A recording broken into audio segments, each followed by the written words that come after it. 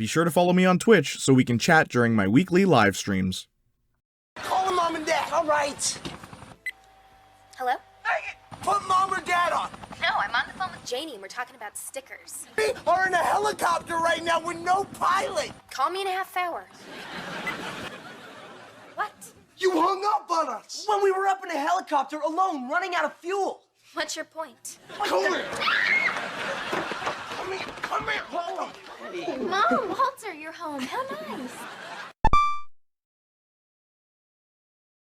Megan Parker is the deceptive, aggravating, and villainous little sister of Drake Parker and Josh Nichols from the Nickelodeon TV series Drake and Josh. As the series progresses, Megan goes from being a conniving prankster that teases her brothers with relatively harmless pranks to a complete psychopath that's more than willing to give a bunch of random strangers food poisoning in an attempt to win a salsa contest. No, seriously, of all the characters I've analyzed thus far, Megan Parker is probably the most evil, and definitely the hardest to justify.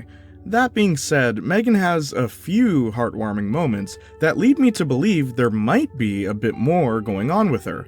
But what could it be? What mischievous moments and meticulous misdeeds made Megan the malicious monster that she is? Medical malpractice or marital misfortunes? Make mention of your many thoughts to me in the comments down below. If you can.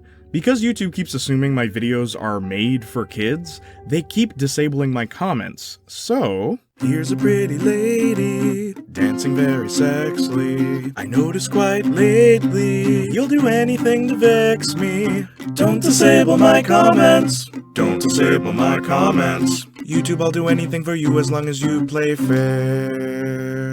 New album, Desperately Wicked, available on all music platforms September 3rd, 2021. Check it out. Now, without further ado, let's Jaynalysize. There's not enough people with originality, so here I am to save the day, Janiac. Fine, I'll look it up on the web right now. While the Americans would Megan, I was doing my homework. I'm on the phone.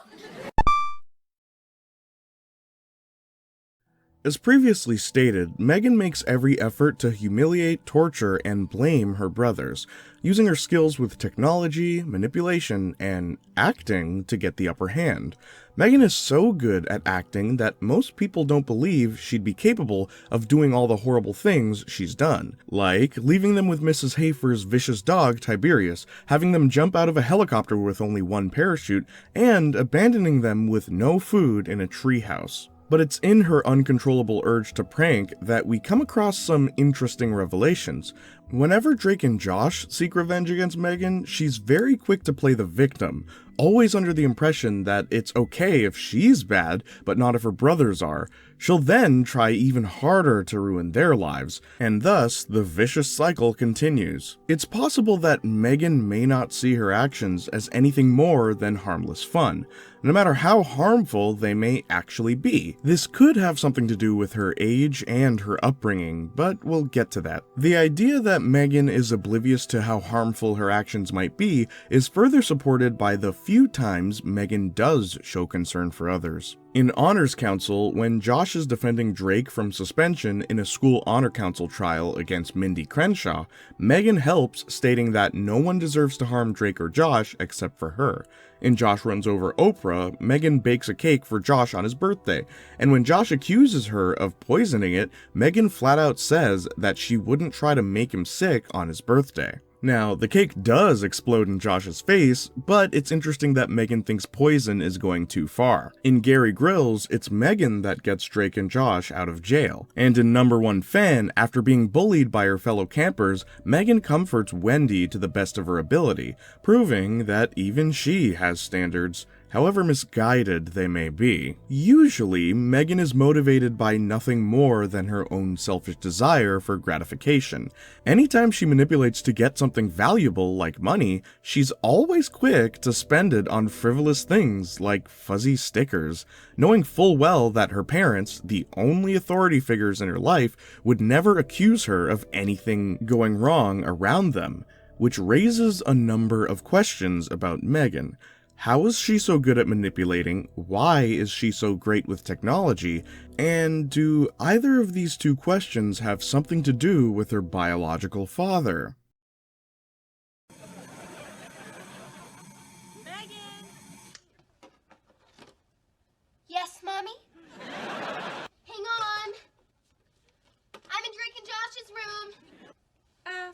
What are you doing in the boys' room? Oh, I just wanted to clean up a little. Make sure everything's nice for Josh when he gets home from the hospital.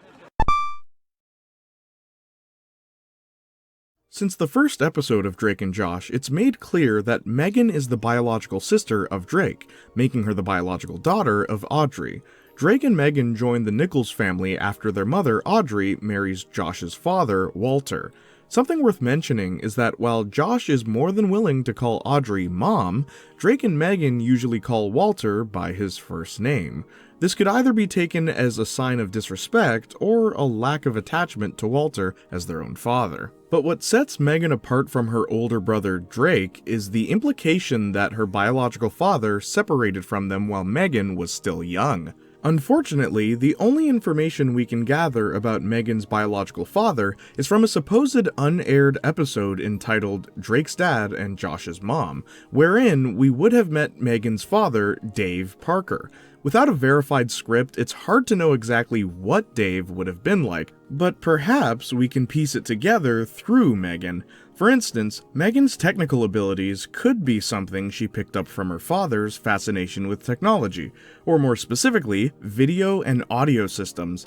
This could also explain Drake's interests and capabilities in music. Maybe Dave is the one that taught Megan how to be so mischievous. It would explain why Audrey left him in the first place. Maybe she thought he was negatively influencing their children and wanted to get them out of there before it was too late. But little did she know, Megan had already been molded into the little terror that she is today. Not helping matters is the fact that Megan's mother and her stepfather are incredibly oblivious when it comes to Megan's misdeeds. Drake and Josh are the only two aware of it, and no matter how often they insist that Megan is bad, their parents don't believe them. Despite the trauma that Megan causes her brothers, there are a few moments where they come to her defense.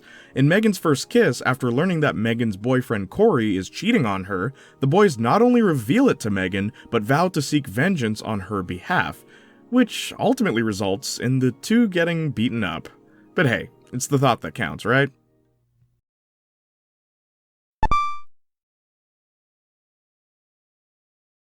Now, Megan may not have been the most intricately written character, but I completely understand why people would want me to analyze her.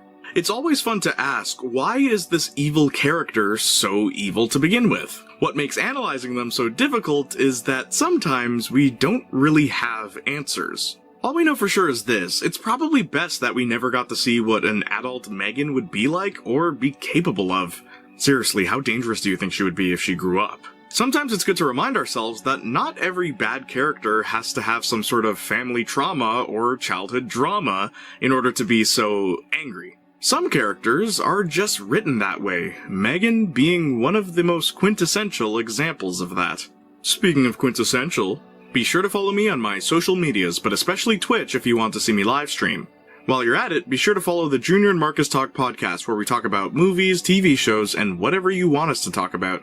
If you're already subscribed to this channel, please subscribe to my backup channel, Jaynalysis Jr., in case anything bad happens to this one. And finally, please check out the merchandise. Every single purchase supports this channel. And Discord. Special thanks to Isaiah for hitting the join button and becoming a Jaynalysis. Thank you so much. Yeah, for those who don't know, one of the perks includes being shouted out in the video. Rewatching Drake and Josh was actually pretty fun. The show holds up in many ways, but part of me wonders if the only reason I think it's so great is because of nostalgia. Am I biased because I grew up with the show, or is it actually just that good? Regardless, it was definitely a show worth rewatching. While the show was airing, I actually made a friend at my daycare because we both liked the same show, Drake and Josh. Every week we'd meet up to talk about what yesterday's episode was, and we'd be quoting it and everything. As a matter of fact, I still remember what her name was, so Ariel, if you're still out there, I remember you. Do you have any fond memories about Drake and Josh? Let me know in the comments down below. Until then, I'll leave you with this. Hey, Duncan here.